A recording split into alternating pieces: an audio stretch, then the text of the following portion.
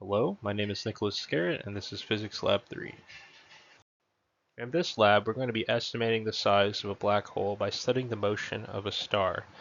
And for the second part of this lab, we're going to be trying to solve an initial velocity that has us not crash in either the planet or the moon with a rocket ship.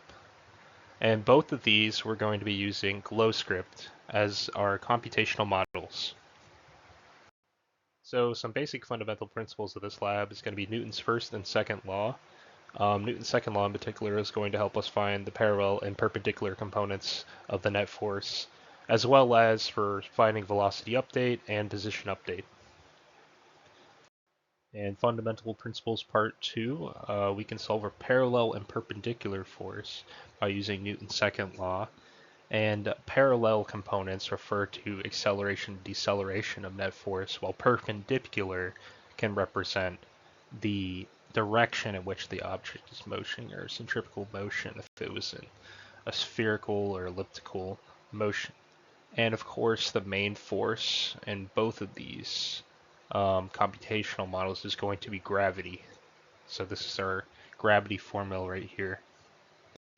Our systems and surroundings. So for part 1, our system is going to be the star, and the surroundings is going to be everything that's not the star, the black hole in space. And for part 2, our system is going to be the rocket, and the surroundings is going to be the planet, space, and the moon.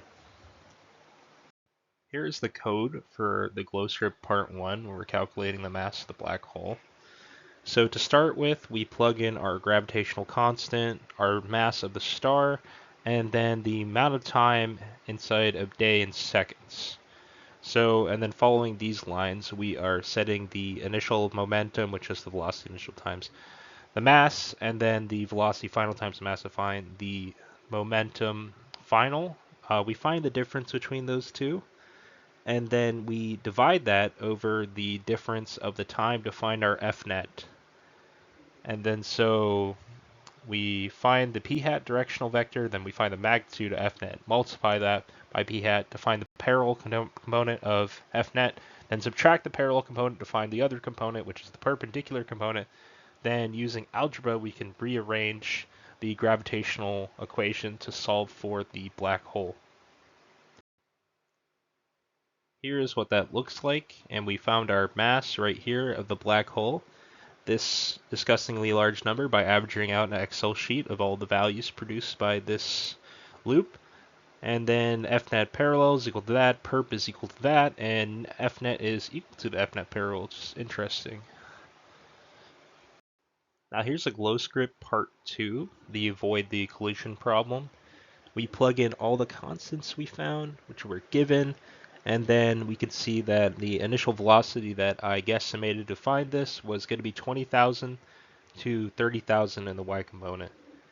And here we can see that we're just plugging in the gravitational equation from the planet to the moon, adding that to the F net, and then we're also finding the planet to the ship and doing the gravitational formula to find that, adding those two together to solve for the actual F net of the entire problem. And then we can see we're just updating the velocity, updating the position for both of these, the moon and the ship, which we will add at the end of this. Here's the results, and as we can see that the ship never collides with either the planet or the moon. So any errors of this, we could have rounding errors of course, potential misinputs for the GlowScript code, and obviously we're making the assumption that there's no other forces than the ones we put in the computational model, which is simply not going to be the case in real life. What does it mean section? The net force represents the summation of all forces acting on the system, while the change of momentum refers to the change in the system's motion. So the change of momentum describes the effect of the motion, change, while the net force explains all the external causes that influence motion. Net force has additional components, like the directional change. So say we have an imaginary system with a black hole, a star, a planet, and a moon. We can probably guess that the black hole is going to have the strongest gravitational component, in the system, followed by the star, then the planet, then the moon being our weakest. If there's any surrounding solar systems, then we conclude that they're also going to have an effect, along with pretty much everything that's not in this strict system. But every single thing would need to get updated in each loop to find where it's going to be. Alright, that's everything. Thank you for watching.